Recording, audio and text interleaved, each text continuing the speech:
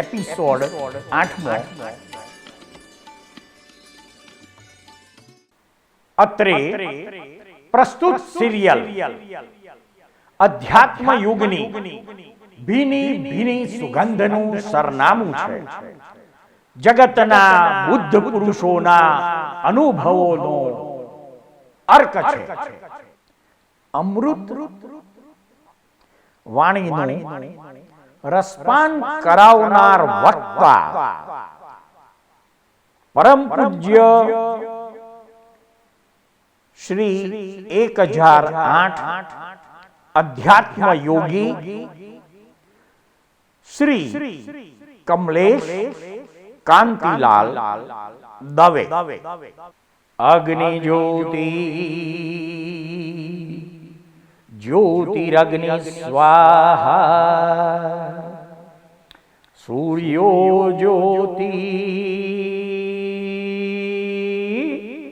જ્યોતિર સૂર્ય સ્વાહા અગ્નિર્વર્ચો જ્યોતિર્વર્ચ સ્વાહા સૂર્યો વર્ચો જ્યોતિર્વર્ચ સ્વાહા જ્યોતિ સૂર્ય સૂર્યો જ્યોતિ સ્વાહા. અગ્નિ તેજ છે તથા તેજ અગ્નિ છે. અમે તેજ રૂપી અગ્નિમાં આહુતિ આપીએ છીએ. સૂર્ય જ્યોતિ છે અને જ્યોતિ સૂર્ય છે. અમે જ્યોતિ રૂપી અગ્નિમાં આહુતિ આપીએ છીએ. અગ્નિ વર્ચસ છે અને જ્યોતિ પણ વર્ચસ છે. અમે વર્ચસ રૂપી અગ્નિમાં હવન કરીએ છીએ. સૂર્ય બ્રહ્મ તેજનું રૂપ છે તથા બ્રહ્મ વર્ચસ સૂર્ય રૂપ છે. અમે એમાં હવિ પ્રદાન કરીએ છીએ. જ્યોતિ જ સૂર્ય છે અને સૂર્ય જ જ્યોતિ છે અને આ મંત્રથી એમાં આહુતિ સમર્પિત કરીએ છીએ.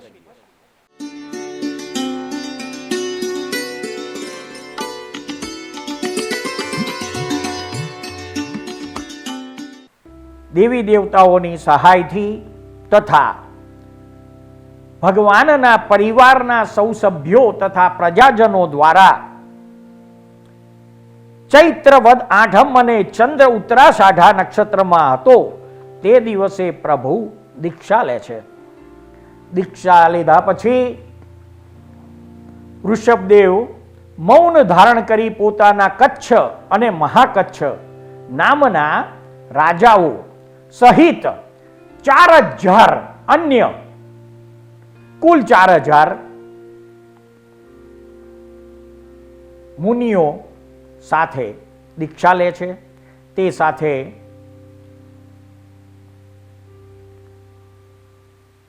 અને આ બધા જ મુનિઓ સાથે વિહાર યાત્રાનો પ્રારંભ કરે છે. છઠના પારણે પ્રભુને કોઈ પણ સ્થાને તેથી ભિક્ષા મળતી નથી, કારણ કે તે સમયે લોકો સુપાત્ર દાન વિશે જાણતા જ ન હતા. તે સમયે તે ક્ષેત્રમાં કોઈ ભિક્ષુ હતા જ નહીં. ઋષભદેવ અને અન્ય 4000 મુનિવરો પ્રથમ ભિક્ષુક બનેલા. આથી લોકો ભિક્ષા આપવાની રીત કેવી રીતે જાણે? અને ઋષભદેવ તો મૌન જ રહેતા હતા, કારણ કે તેમણે મૌનપૂર્વક વિહાર કરવાની પ્રતિજ્ઞા લીધી હતી. જ્યારે ઋષભદેવ ભિક્ષા માટે કોઈને ત્યાં જતા ત્યારે તે લોકો એમ સમજતા કે ઓહો હો મહારાજા ધીરાજ અમારે ઘેર આવ્યા છે. તેથી લોકો ઉત્તમ પ્રકારના ઘોડા, ઉત્તમ પ્રકારના હાથી અને અનિંદ્ય સુંદર કન્યાઓને લઈને ત્યાં હાજર થતા હતા. કોઈ હીરા, કોઈ મોતી, કોઈ બહુમૂલ્ય આભૂષણો લઈને અર્પણ કરવા આવતા. કોઈ વિવિધ વર્ણના બહુમૂલ્ય વસ્ત્રો લઈને અર્પણ કરવા આવતા. આ રીતે બહુમૂલ્ય ભેટો લઈને લોકો આવતા, પરંતુ કોઈ ઋષભદેવ પરમાત્માને ભોજન પાણી આપતું નહીં. અને આપવામાં આવતી આ બધી ચીજો પ્રભુને સ્વીકાર્ય ન હોવાથી તેઓ સ્વીકારતા નહીં અને પાછા ફરતા. તેમનું અનુકરણ કરીને તેમની સાથે રહેલા સાધુઓ પણ પાછા ફરતા હતા.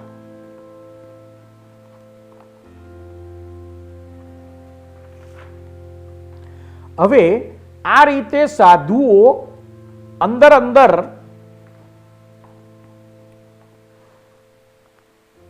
ભોજન ન મળવાથી કેટલાક અંશે માનસિક રૂપે દુઃખી હતા. કેટલાક દિવસો આહાર વિના વીતી ગયા પછી ભૂખ તરસ વગેરે પરિસહોથી દુઃખી બનેલા અને તત્વજ્ઞાનથી અનભિજ્ઞ સાધુ અંદર વિચાર કરવા લાગ્યા. આપણાથી હવે આ દુઃખ સહન થતું નથી, ભગવાન તો કંઈ બોલતા જ નથી, હવે આપણે શું કરીએ? તેઓએ મહાકચ્છ મુનિને પૂછ્યું તો તેઓએ પણ કહ્યું કે ભગવાનના મનની વાત અમે પણ જાણતા નથી, પરંતુ હવે ઘરે પાછા ફરવું પણ અયોગ્ય છે, કારણ કે આપણે આપણું રાજ્ય તો ભરતજીને સોંપી દીધું છે અને સાધુ બનીને નીકળી ગયા છીએ.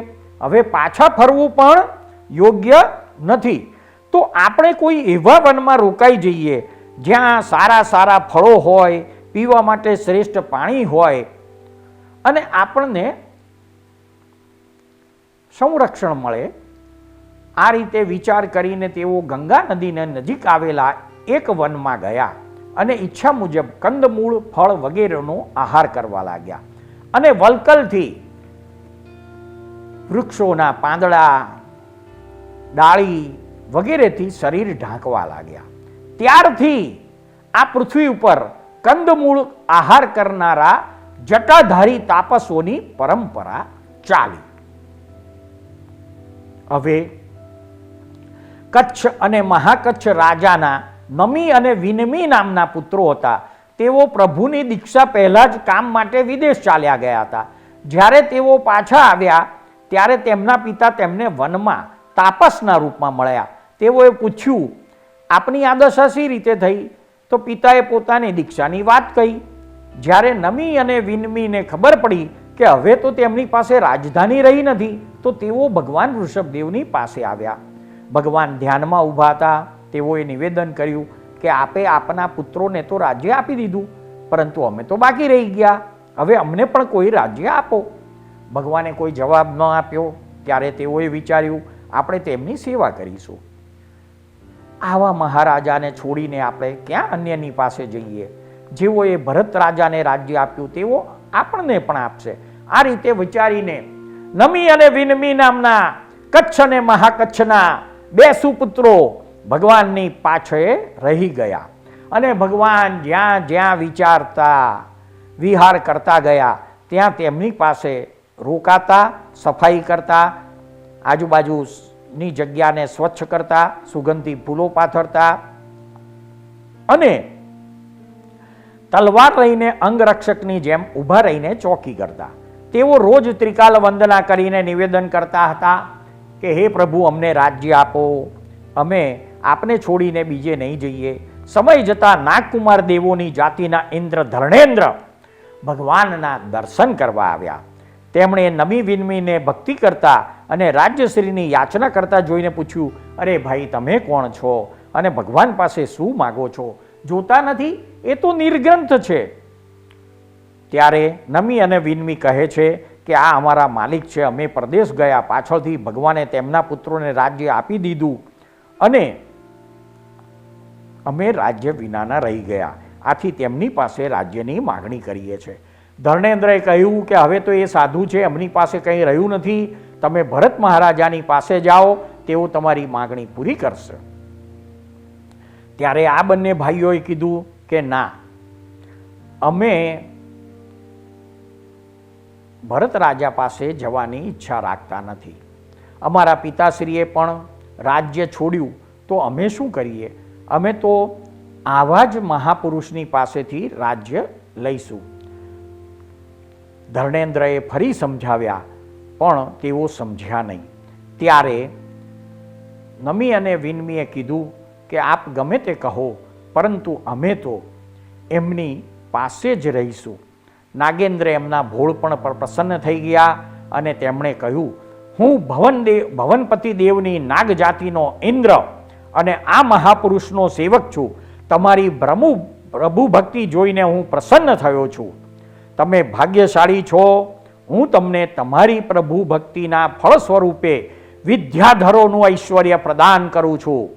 ધર્ણેન્દ્રએ નમી અને વિનમીને ગૌરી અને વિજ્ઞપ્તિ વગેરે 48,000 વિદ્યાઓ આપી અને કહ્યું કે તમે વૈતાડ્ય પર્વત પર જઈને બંને શ્રેણીમાં નગર વસાવીને રાજ્ય કર્યો.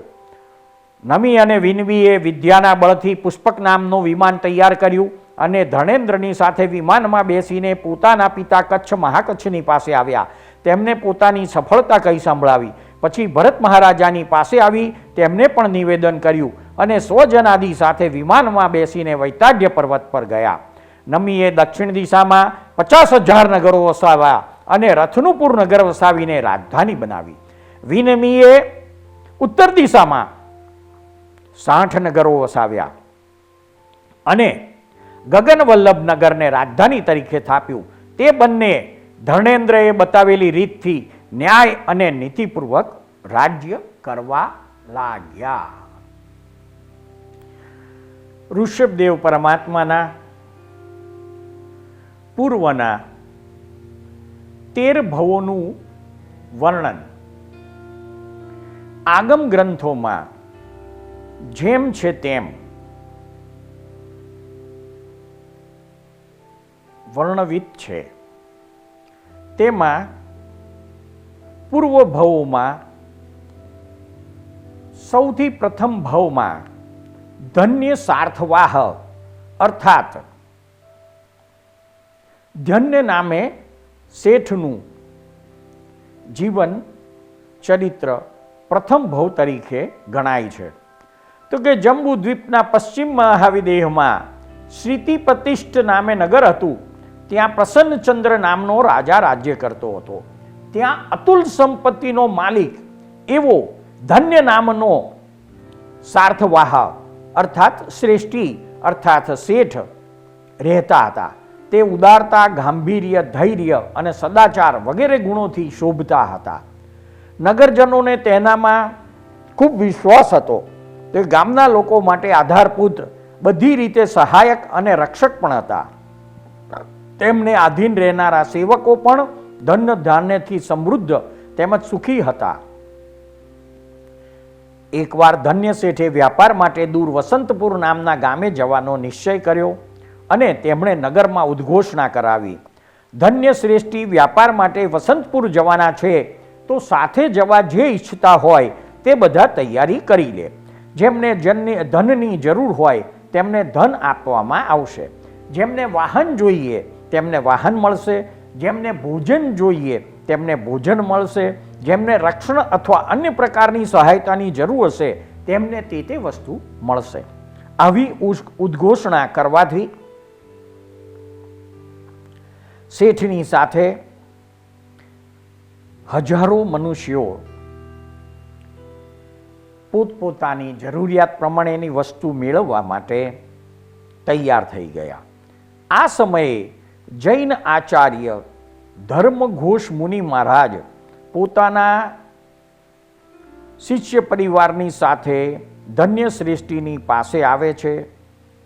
આચાર્યને જોતાની સાથે જ શેઠ ઊભા થયા, નમસ્કાર કર્યા અને આચાર્યશ્રીને આવવાનું પ્રયોજન કીધું અને જણાવ્યું કે અમે પણ આપના તમામ વેપારીની સાથે આવવા ઈચ્છીએ છીએ.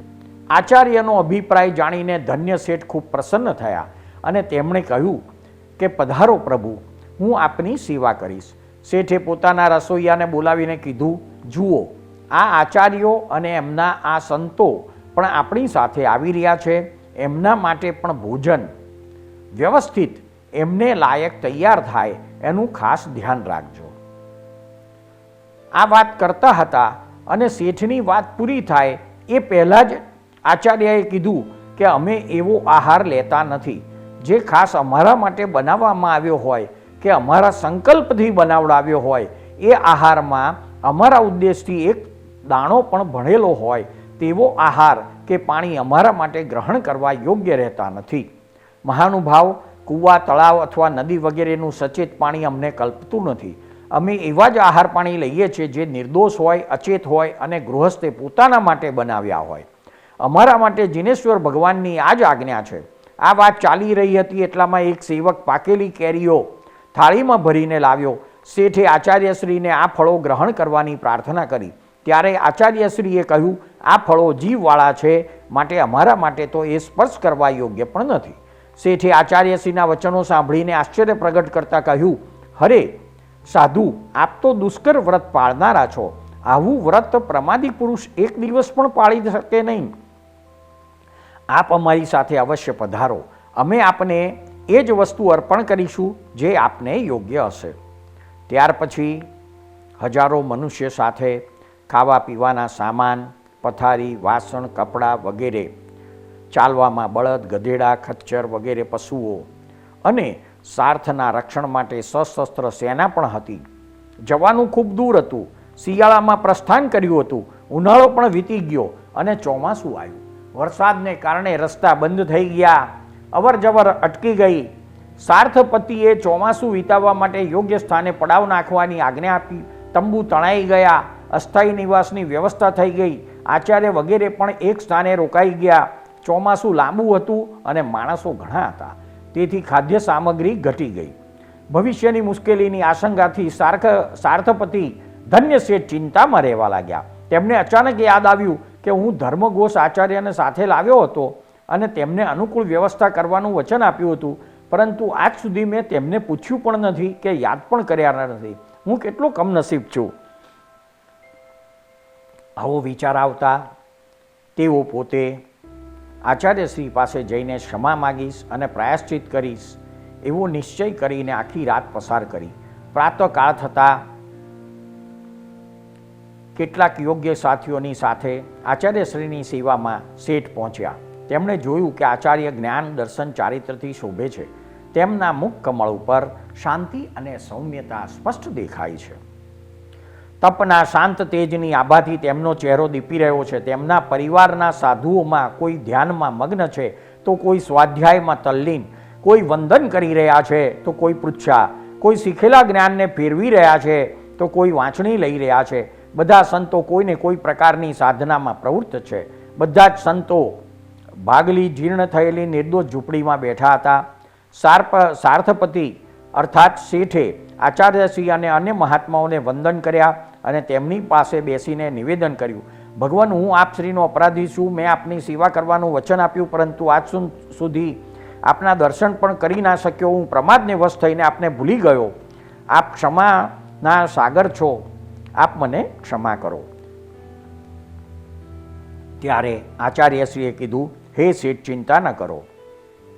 આપે જંગલી ક્રૂર પશુઓથી અને ચોરોથી અમારી રક્ષા કરી છે.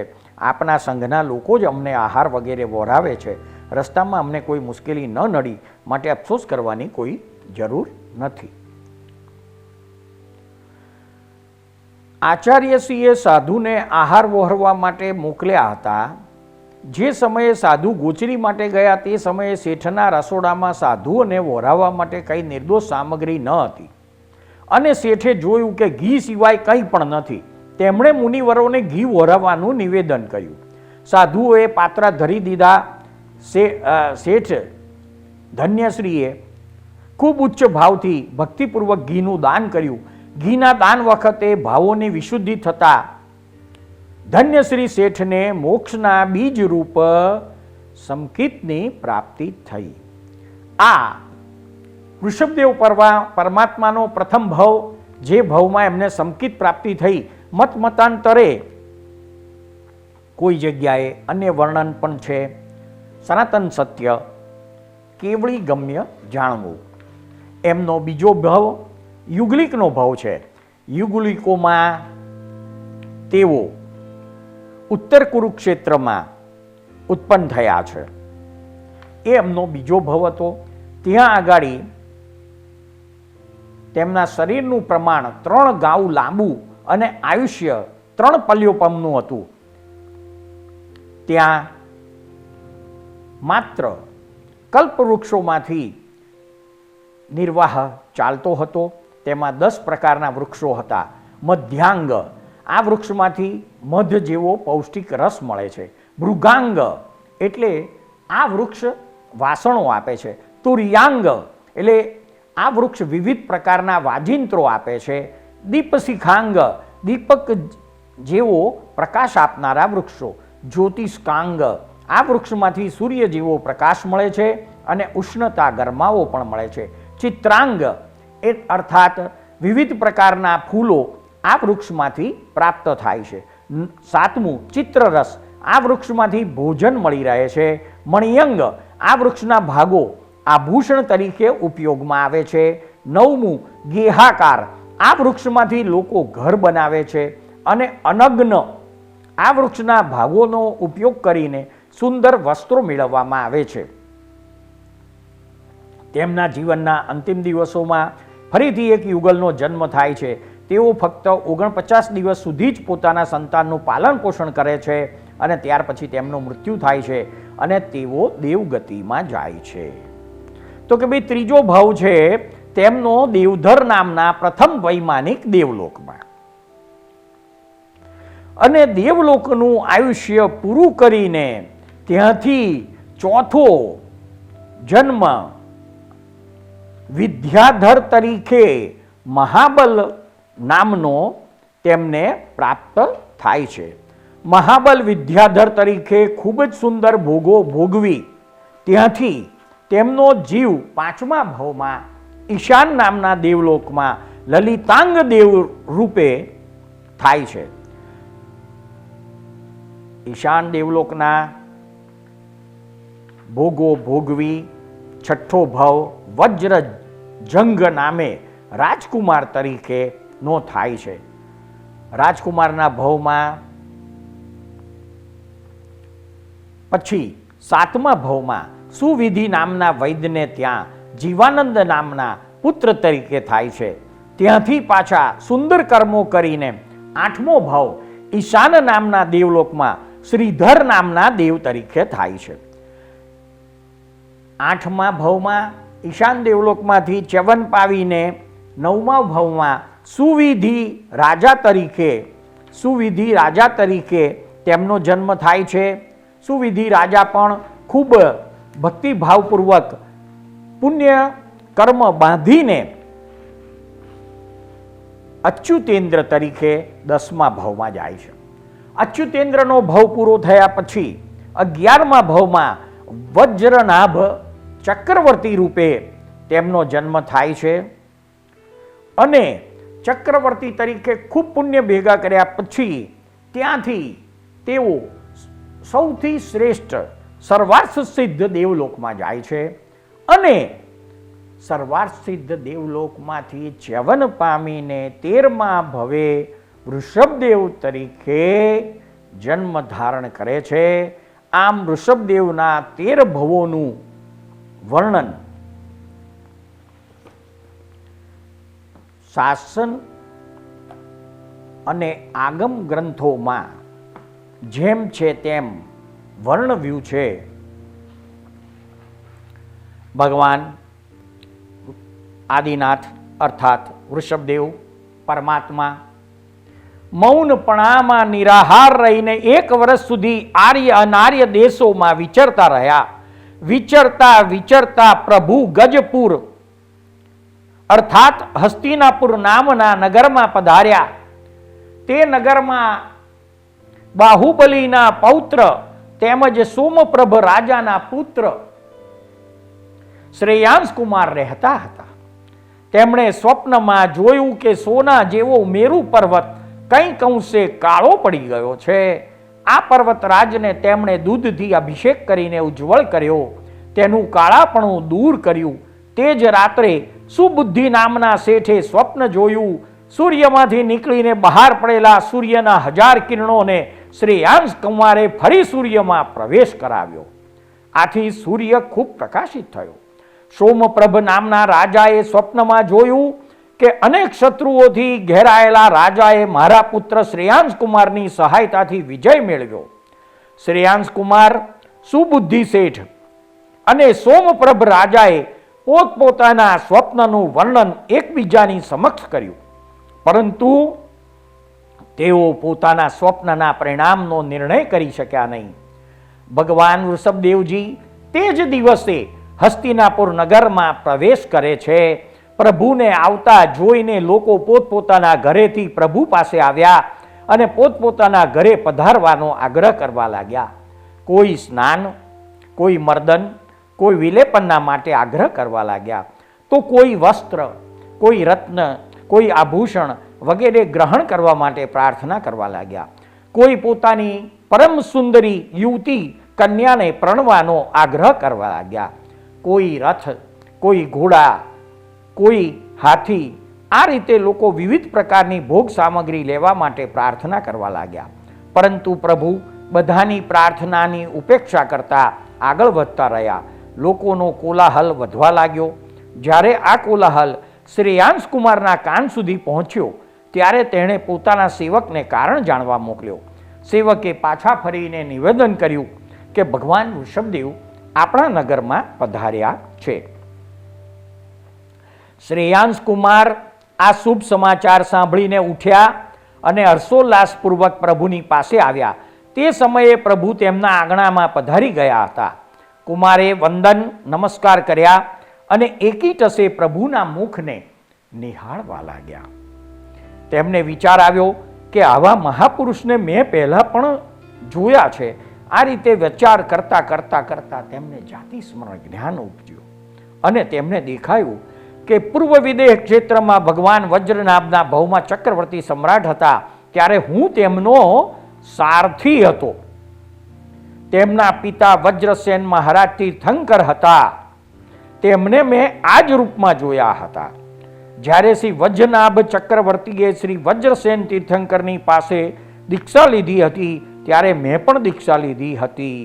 આ સમયે તીર્થંકર ભગવાનના શ્રી મુખેથી મેં સાંભળ્યું હતું કે આ વજ્રનાભ ભરત ક્ષેત્રના પ્રથમ તીર્થંકર થશે. હું સ્વયંપ્રભ વગેરેના ભવમાં તેમની સાથે રહ્યો છું. આ ભવમાં આ મારા પ્રપિતામહ છે. સદભાગ્ય તેઓ આજે મારે ત્યાં પધારી ગયા છે. આ રીતે તે વિચાર કરતા હતા ને કોઈએ આવીને તેમને શેરડીના રસના ઘડા ભેટ આપ્યા. શ્રેયાંશ કુમાર જાતિ સ્મરણ જ્ઞાનથી નિર્દોષ ભિક્ષા વિધિ જાણી ગયા હતા. તેમણે પ્રભુને કલ્પે તેવો આ રસ ગ્રહણ કરવાની પ્રાર્થના કરી. પ્રભુએ બંને હાથનું કરપાત્ર બનાવી હાથ આગળ ધર્યા. શ્રેયાંશ કુમાર શેરડીના રસના ઘડા લઈને ભગવાનના કરપાત્રમાં ખાલી કરવા લાગ્યા અને ભગવાન શેરડીના રસનું ભાવથી પાન કરવા લાગ્યા. શ્રેયાંશ કુમારના આનંદનો કોઈ પાર ન રહ્યો.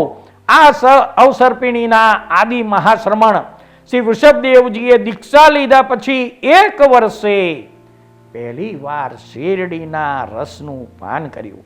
છઠ્ઠના તપની સાથે ચૈત્રવદ આઠમના દિવસે દીક્ષા લીધી હતી, જેનું 1 વર્ષ પછી પારણું થયું. પ્રભુના પારણાથી મનુષ્યો અને દેવોમાં પ્રસન્નતા છવાઈ ગઈ. આકાશમાં દેવ દુધુંબી વાગવા લાગી. દેવગણે અહોદાનમનો ઘોષ કર્યો. રત્નોની વૃષ્ટિ થઈ, 5 વર્ણના ઉત્તમ ફૂલોની વૃષ્ટિ થઈ, ગંધોદકની વૃષ્ટિ થઈ અને વસ્ત્રોની વૃષ્ટિ થઈ. આ રીતે 5 પ્રકારના દિવ્યો દેવોએ પ્રગટ કર્યા. ધર્મદાનની પ્રવૃત્તિ આ પ્રમાણે શ્રી શ્રેયાંશ કુમારથી એ સમયમાં શરૂ થઈ.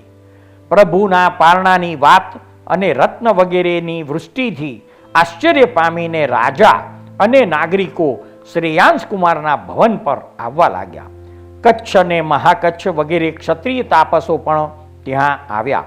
તે બધા હર્ષથી પ્રફુલ્લિત થઈને શ્રેયાંશ કુમારને ધન્યવાદ આપી તેમના સૌભાગ્યની પ્રશંસા કરવા લાગ્યા અને કહેવા લાગ્યા કે પ્રભુએ અમારા આગ્રહ અને પ્રાર્થનાની ઉપેક્ષા કરી, અમારું આતિથ્ય ગ્રહણ ન કર્યું અને અમને એ રીતે ભૂલી ગયા કે જાણે અમને ઓળખતા જ ન હોય. આમ તો પ્રભુએ અમારું લાખો વર્ષ સુધી પુત્રની જેમ પાલન કર્યું હતું. સૃષ્ટિના અદ્ભુત રહસ્યો નામાભિધાનથી અલંકૃત થયેલી સિરિયલના એપિસોડમાં રજૂ થયેલી વાણીને શાંતિથી ધીરજપૂર્વક સાંભળનાર પ્રત્યેક શ્રોતાનો તથા આ સિરિયલ નિહાળનાર પ્રત્યેક દર્શકોનો અમો સાચા અંતસ્કરણપૂર્વક આભાર માનીએ છીએ. જય સચ્ચિદાનંદ.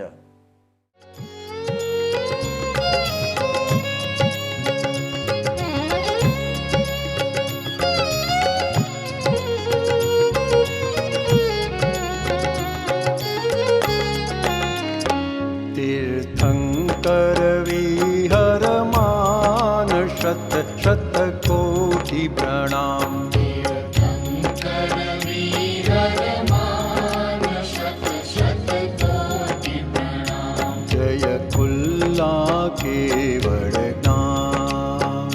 जय कुल्ला केवल ज्ञान. तीर्थंकर विहरमान शत शत कोटि प्रणाम.